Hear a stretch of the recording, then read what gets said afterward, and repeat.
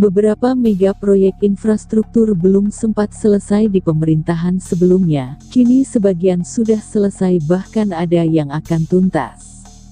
Dari beberapa catatan terkait proyek-proyek infrastruktur yang sempat dicanangkan pada era Presiden SBY, dan selanjutnya selesai dan sebagian lagi akan tuntas dalam waktu dekat di masa pemerintahan Presiden Jokowi. Bendungan Sukamahi dan Ciawi. Bendungan Sukamahi dan Ciawi diplot sebagai solusi anti banjir di Jakarta. Dari keterangan resmi Kementerian Pekerjaan Umum dan Perumahan Rakyat, pembangunan bendungan ini sudah ada sejak 1990-an. Mantan Gubernur Jawa Barat Ahmad Heriawan pernah mengatakan perencanaannya mulai dimatangkan pada periode tahun 2004 sampai tahun 2005. Saat itu Gubernur DKI Jakarta masih dipegang oleh Sutiyoso. Akhirnya proyek ini mulai dibangun pada 2017. Pembangunan dua bendungan ini merupakan bagian dari rencana induk pengendalian banjir, flood control Jakarta yang sesuai dengan kontrak kerja rampung di tahun 2021 ini. Kontrak pembangunan Bendungan Sukamahi senilai Rp446,39 miliar ditandatangani pada tanggal 20 Desember tahun 2016 dengan kontraktor PT Wijaya Karya, Basuki KSO. Sementara Bendungan Ciawi ditandatangani pada tanggal 23 November tahun 2016 dengan kontraktor pelaksana PT Brantas Abipraya dan PT Sakna. Proyek ini digagas Joko Widodo kala menjadi Gubernur DKI Jakarta di mana Susilo Bambang Yudhoyono menjabat sebagai Presiden. Namun dalam pengerjaannya terkendala persoalan pembebasan lahan sehingga progres konstruksinya tertahan. Sebelumnya penyelesaian proyek ini pada tahun 2019 namun nyatanya mundur hingga 2021 ini. Update terakhir bendungan ini selesai pada Desember ini. Hingga Februari proses konstruksi Bendungan Ciawi telah mencapai 81,64% sedangkan pembebasan lahan mencapai 94,81%. 2. PLTU Batang. Salah satu proyek yang sangat alot penyelesaiannya adalah proyek PLTU Batang di Jawa Tengah yang ditargetkan selesai pada 2022. Pembangkit listrik tenaga uap bakal memproduksi listrik mencapai 2 kali 1000 MW, yang juga masuk rencana usaha penyediaan tenaga listrik RUPTLPT PLN Persero periode tahun 2015 sampai tahun 2024. Pembangunan PLTU di Jawa Tengah ini merupakan bagian dari program elektrifikasi Jawa, Bali serta komitmen pemerintah untuk merealisasikan penyediaan listrik sebesar 35.000 MW dalam jangka waktu 5 tahun, tahun 2014 sampai tahun 2019. Bukan tanpa kendala, proyek ini sempat mangkrak bertahun-tahun. Proyek ini masuk dalam Master Plan Percepatan dan Perluasan Pembangunan Ekonomi MP3EI pada era Presiden SBY, di mana proyek yang berada dalam rencana itu dikaji ulang pada 2014 lalu.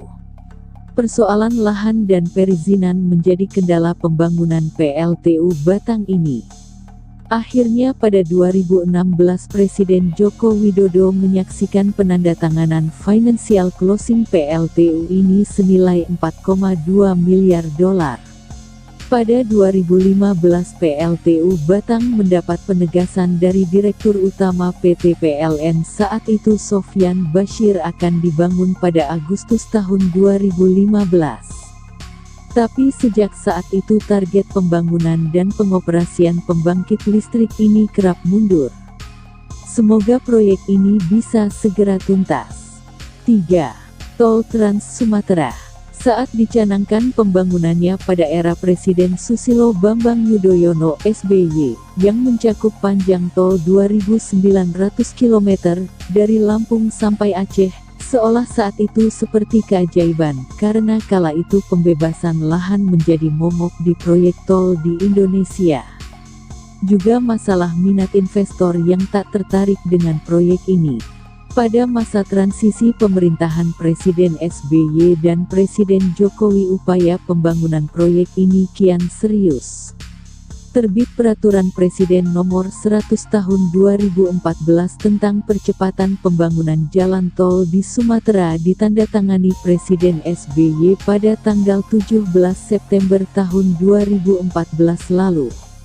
Dalam Perpres itu merupakan langkah awal pembangunan jalan tol di Sumatera. Meliputi 4 ruas jalan tol Medan, Binjai, Palembang, Simpang Indralaya, Pekanbaru, Dumai, dan ruas tol Bakauheni Terbanggi Besar. Dalam siaran pers Sekretariat Kabinet RI September tahun 2014 lalu, Presiden saat itu Susilo Bambang Yudhoyono menyetujui penugasan PT Hutama Karya membangun jalan tol Trans Sumatera. Peletakan batu dilaksanakan pada awal Oktober bersamaan dengan groundbreaking ruas tol Kuala Namu Tebing Tinggi.